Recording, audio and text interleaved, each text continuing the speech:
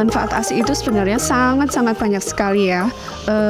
Tetapi di sini kita akan ambil yang penting-penting. Yang pertama itu mengoptimalkan perkembangan sang buah hati. Jadi ASI ini karena nutrisi, vitamin, kandungannya sangat-sangat banyak yang dibutuhkan untuk perkembangan bayi-bayi kita. ASI juga bermanfaat untuk sistem kekebalan tubuh bayi. Jadi karena kandungannya yang sangat kompleks, kandungannya yang sangat banyak dan bermanfaat, jadi ASI pun juga meminimalisir untuk munculnya alergi gitu ya. Jadi bayi-bayi itu kadang dia tidak tahan dengan kandungan yang ada di susu sapi. Jadi ketika kita memberikan ASI kepada bayi kita otomatis terhindar dari alergi susu sapi. Terus yang selanjutnya menjaga berat badan bayi agar tetap ideal, karena biasanya di susu-susu formula itu ada kandungan lemak. Lemak itu yang tidak sesuai dengan kebutuhan bayi. Untuk selanjutnya juga ASI itu mengurangi resiko perdarahan pada ibu, karena saat kita menyusui dengan otomatis rahim itu akan berkontraksi, sehingga dengan adanya kontraksi perdarahan itu bisa dihindari. Terus ASI juga merupakan KB alami untuk ibu.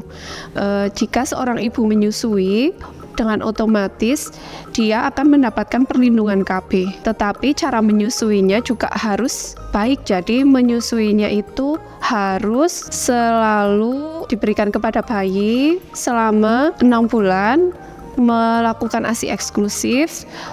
Selain itu juga ASI yang diberikan harus on demand, jadi tidak ada jadwal-jadwal tertentu. Jadi bayi itu selalu diberikan ASI sesuai dengan keinginan bayi. Itu bisa menjadi KB alami dan memperkuat ikatan ibu dan bayi. Jadi dengan memberikan ASI secara otomatis ada bonding atau ada ikatan, kedekatan antara ibu dan bayi.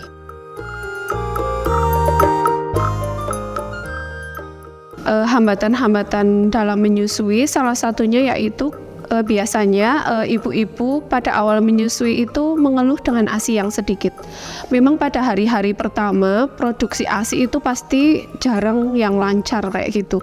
Jadi ibu-ibu itu tidak perlu panik, karena yang penting adalah keyakinan. Jadi keyakinan ibu itu sangat mempengaruhi produksi ASI. Jika ibu sudah berkeyakinan dia tidak memiliki atau tidak bisa memenuhi produksi ASI, itu secara otomatis produksi ASI akan menurun kurang lebih 50%. Itu udah ada penelitiannya. Jadi jika ibu merasa ASInya sedikit, dia harus yakin dulu dia bisa memproduksi ASI dengan baik, terus tanpa berpikir untuk memberikan susu formula kepada bayi.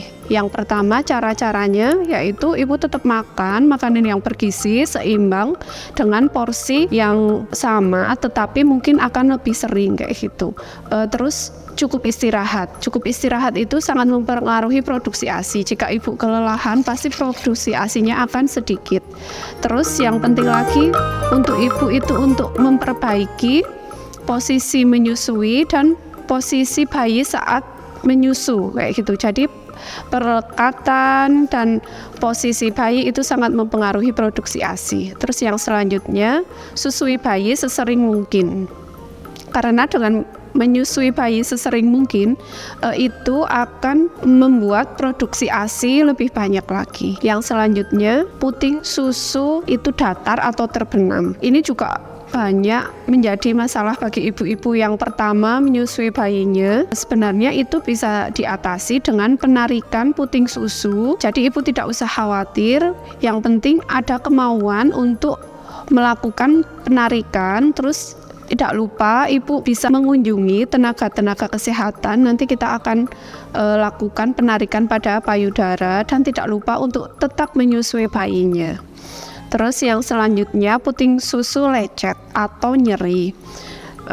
Puting susu lecet atau nyeri ini biasanya disebabkan karena posisi atau perlekatan pada saat kita menyusui itu yang kurang tepat. Jadi yang pertama, mulailah dengan puting susu yang tidak sakit dulu.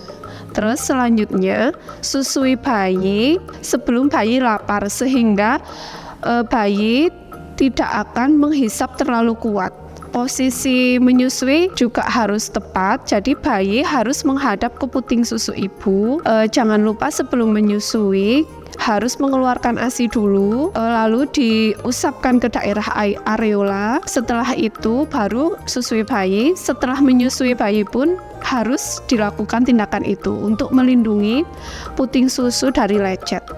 Terus biarkan puting susu kering dahulu, baru kita memakai bra atau BH. Untuk puting susu lecet lebih dari seminggu itu segera lakukan tindakan atau pemeriksaan di rumah sakit atau ke puskesmas. Yang selanjutnya untuk payudara bengkak, ini juga menjadi masalah pada ibu-ibu, terutama pada awal-awal ibu menyusui.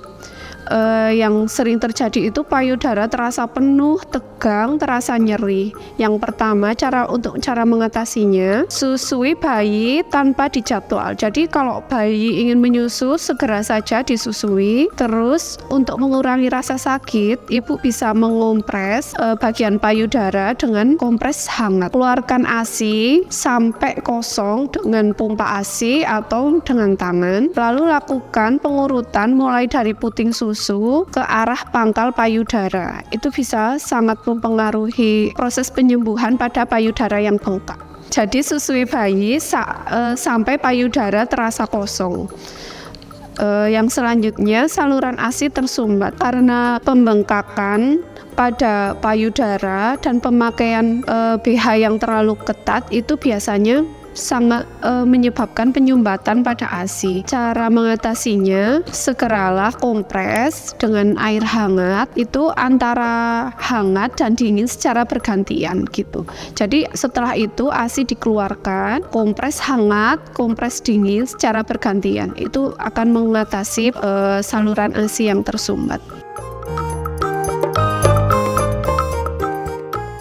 Nah, ini sangat penting ya bagi ibu-ibu, terutama ibu-ibu baru saja menyusui bayinya. Bagaimana sih cara mengetahui kecukupan ASI? Karena untuk mengetahui kecukupan ASI itu kita bisa melihat dari tanda-tandanya. Yang pertama, bayi yang mula-mula menghisap kuat, kemudian melepaskan hisapannya atau tertidur. Nah, itu merupakan tanda bayi itu sudah memenuhi kecukupan ASI. Yang kedua, bayi tidak rewel.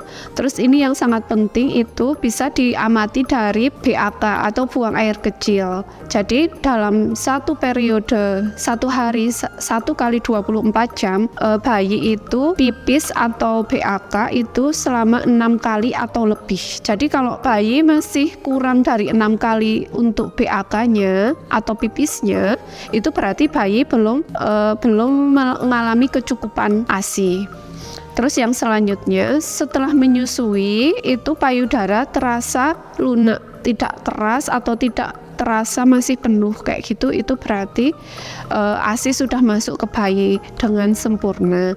Terus jika dilihat dari perkembangan bayi, itu berat badan bayi itu bisa naik dalam waktu 2 minggu berturut-turut, itu pasti bayi berat badannya akan naik. Itu merupakan tanda kecukupan ASI.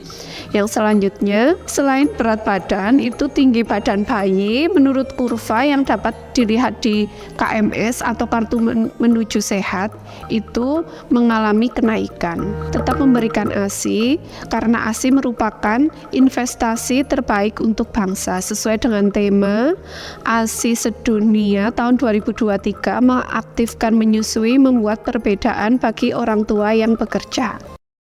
PKU Muhammadiyah Wonosobo, keramahan sebenarnya.